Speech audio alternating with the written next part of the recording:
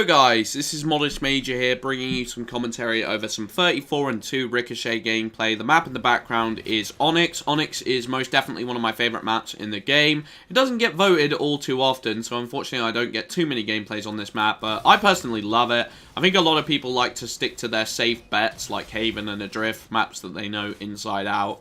And some people are kind of intimidated by Onyx, because it's definitely one of the more competitive maps. It's very easy to get spawn trapped.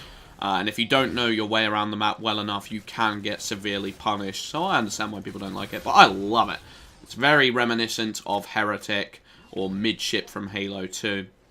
Now, I had a topic that I wish to discuss with you guys today, and that is the Bulletin. The Bulletin was released on Wednesday night, of course, probably at around 6 AM, knowing Free4Free. They like to release their bulletins very, very late, not really sure why.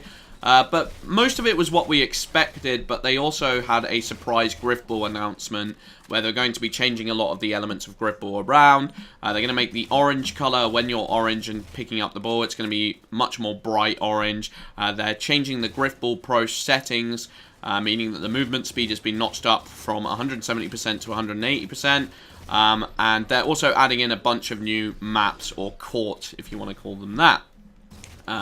And I suppose what's interesting as well is that they're adding in a new game type, which is called Grifball Rush, which is basically where you're given a thruster pack and you can play around with that.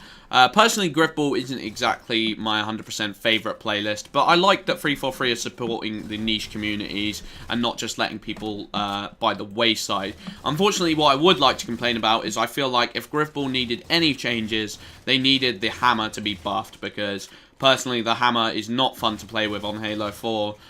It's just not powerful enough, and the gameplay can get a little bit stale. You need to get too close to each other, and then it just feels like a lucky battle. So it's just not my favourite, and I hope they buff the damage sooner or later. They said they'd be doing a weapon update sooner or later on... I've just said sooner or later like 9 million times, so sorry about that. But they said they'd do that in the near future, so hopefully that comes across soon. Dominion is the next update. They voted Legendary Dominion, which of course, I think we all knew they were going to do that, because Legendary Dominion was getting quite a few votes, and that will be added into the Dominion playlist, which will start on Monday.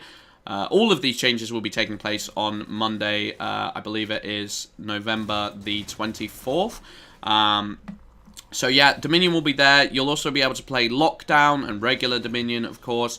Dominion definitely isn't my scene, personally. I'm willing to give it a try.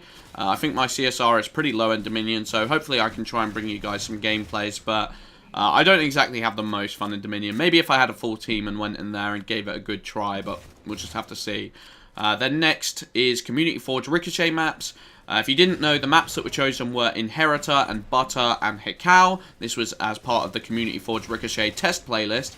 I personally loved a lot of these maps, and I think they did a really good choice in choosing these maps. These are some of my favourites, especially Inheritor and Butter. Inheritor and Butter are awesome maps, and I'm really glad they got chosen. So I'm excited to see what comes of those maps. We always need new maps in the matchmaking. We don't want things to get stale. And me personally, you know, playing a lot of Ricochet and playing a lot of CTF, I have been seeing the same maps a little bit too much for my liking, so I'm always glad to see changes put in. And then last but not least, we've got the Team Slayer Top 200. Now, they've been hinting at these changes to Team Slayer for quite some time, and they've been saying something on the lines of they're going to be featuring players. Well, basically what they're going to be doing is they're going to be taking the top 200 players and highlighting them on a weekly basis. So players have an incentive to compete in this. They're also changing it so that full teams of 8 can't search for matchmaking. You can only go in as a 4, so people can't boost in it, which I think is really cool. It says the join in progress parameters will be tightened. Not sure what that will necessarily mean, but hopefully it's a good thing. And of course the playlist is moving to team-based CSR, and they're getting reset. I believe they're getting reset on a 2-month basis, bi-monthly basis, so that's pretty cool. I know a lot of people will be depressed because they worked for their Team Slayer CSR, and a lot of people I know have quite high Team Slayer CSRs.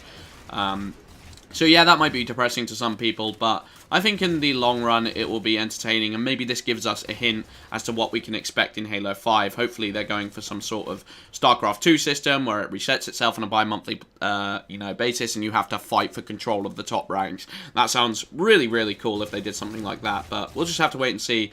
Overall, I'm relatively happy with the update. I kind of hope something comes soon which has a bit more of a bang to it. Because personally for me, I've been getting a little bit, bored of the playlist that we've got right now. I've just played way too much Ricochet for my liking, but we'll just have to wait and see.